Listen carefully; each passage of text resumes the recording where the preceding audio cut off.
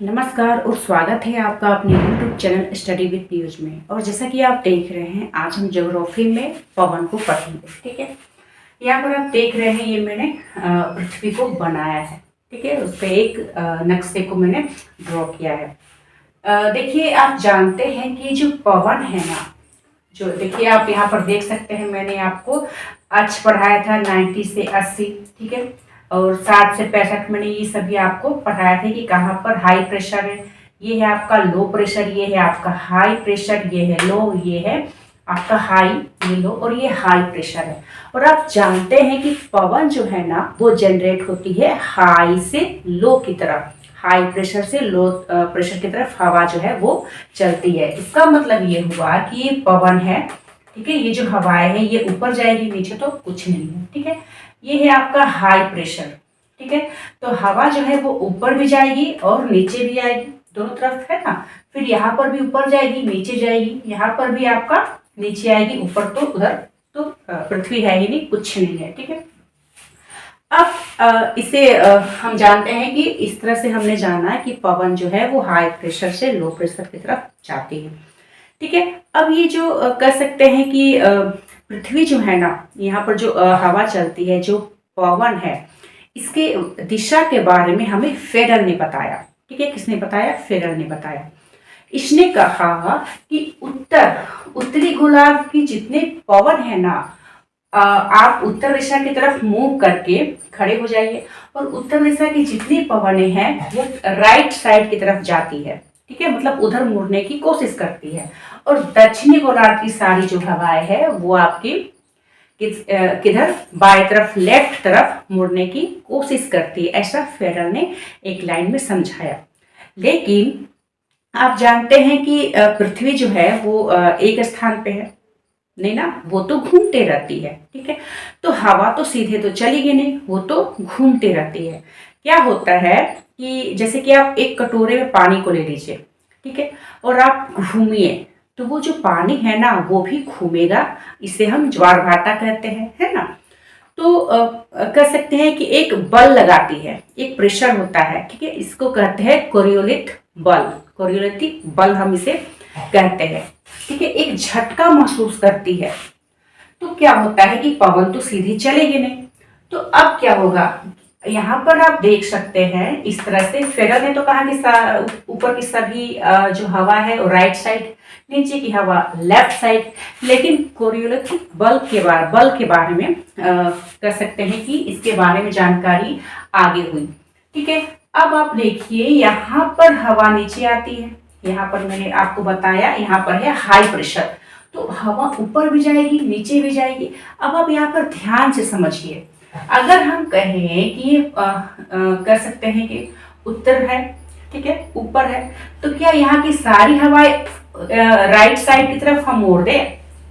ये तो चल जाएगी। ठीक है, लेकिन इसका मुंह तो नीचे है, क्योंकि फेडर ने कहा था कि आप ऊपर में उत्तर की तरफ मुंह करके खड़े हो जाइए, और सभी जो हवाएं है वो राइट साइड की तरफ मुड़ने की कोशिश करती है। तो यहाँ पर तो आप खड़े हैं ऊपर की तरफ मुड़ करके, ये तो आपका कर सकते हैं सर नीचे है, तब कैसे हवा चलेगी? तो देखिए, हवा तो सभी जाती है दाईं तरफ, ये तो सही है, लेकिन ये डिसाइड करता है कि आप खड़े किस तरह से। जैसे कि हम अभी खड़े हैं, ये आपकी तरफ फेस है, हमारा जो राइट साइड है वो इधर। लेकिन अगर हम पीठ करके इधर खड़े होंगे तो हमारा राइट साइड तो इधर हो जाता है, तो दिशा तो दोनों बदल गई, है ना। अब हम समझेंगे इसका कैसे, नहीं कि अगर हम इसको मान लें, तो हम यहाँ पे खड़े हैं पीठ करके, ठीक है, तो हमारा राइट साइड इधर होगा, है ना। तो हम ये कह सकते हैं कि इधर सभी हवाएं जाएगी राइट साइड की तरफ। ठीक है, ये भी जाएगी, ये भी जाएगी। अब इन दोनों का कह सकते हैं कि सर तो नीचे है। ठीक है, तो अगर हम पीठ पीछे और हम आपके तरफ खड़े होकर अगर बताएं, तो हमारा राइट साइड इधर हो जाएगा, है ना। तो क्या होगा, अब ये जो हवाएं है ना वो जाएगी इस तरफ। ठीक है, समझ गए। यहाँ पर हम खड़े हैं, सर ऊपर करके देखेंगे तो राइट, जैसे कि हमने पढ़ा कि फेरल ने कहा था, मान लीजिए ये आपका विषुवत है 0 डिग्री, ठीक है, तो आप ऊपर की तरफ मुंह करके खड़े हो जाइए और ऊपर की जितनी भी रेखाएं हैं, मतलब ये जो है आपका 0 डिग्री, वहां की जो पवने हैं वो राइट साइड मुड़ने की कोशिश करती है, ठीक है, और जो नीचे की पवने हैं वो लेफ्ट साइड। तो ऊपर की हमने सारी हवाओं को, ठीक है, लेकिन जिसका मुंह ऊपर है हमने उसे घुमा दिया किधर, हमने उसे घुमा दिया अपने राइट साइड, ठीक है। अब हम नीचे वाले को जानेंगे। नीचे की हवाएं आप जानते हैं ये है हाई प्रेशर, ठीक है, ठीक है। तो इसका जिसका मुंह ऊपर है, जैसे कि ये ऊपर है, ठीक है, आप देखिए ये ऊपर है, ठीक है, हम लोगों ने ऊपर की तरफ मुड़ करके देख रहे हैं हम, ठीक है, इसका जो सर है वो ऊपर है, तो इसे हम किधर घुमाएंगे, इसे हम किधर घुमाएंगे, लेफ्ट की तरफ। मतलब यहाँ की जो हवाएं है जो ऊपर की है वो सब इधर जाएगी, ये हवाएं इधर जाएगी, ठीक है, ये हवाएं इधर जाएगी।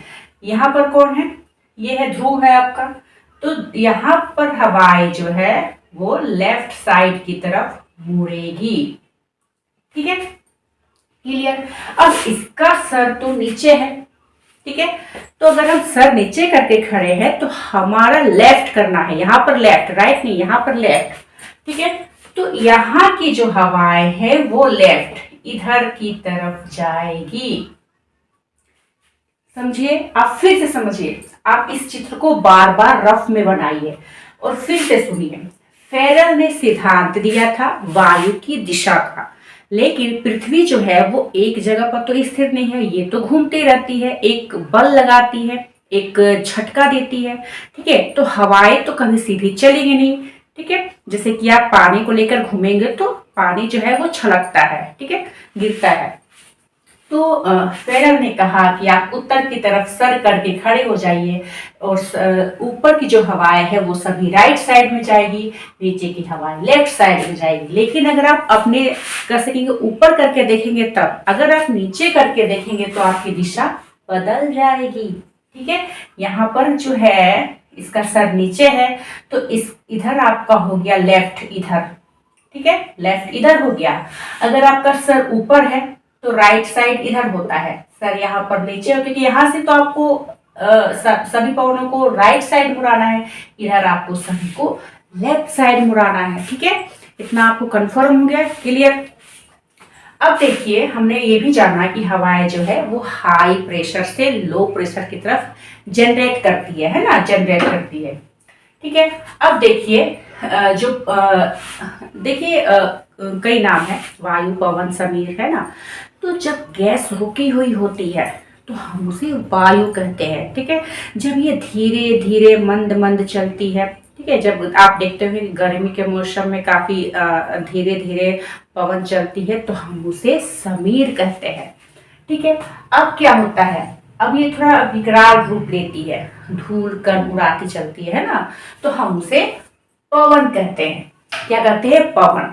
अब ये ज्यादा स्पीड में चलती है, ज्यादा विकराल रूप अगर ये ले लेती है तो हम उसे तूफान कहते हैं।